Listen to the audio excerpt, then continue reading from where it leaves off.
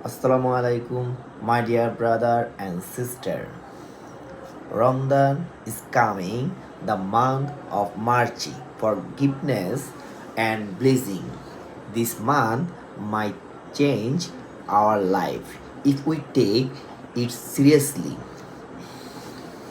We work long hours, we feel tired, but remember, every fast you keep, every prayer you pray, Allah sees it and reward you. Let us promise today to complete all 31st. Let us control our angry, abide bad word, and respect each other. This factory is our workplace, but Ramadan is our opportunity to become better human. Let us not waste it.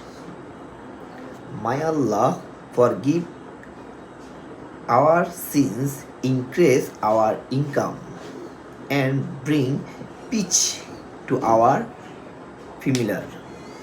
Ramadan Mubarak to everyone. Khuda Hafiz. Bye bye.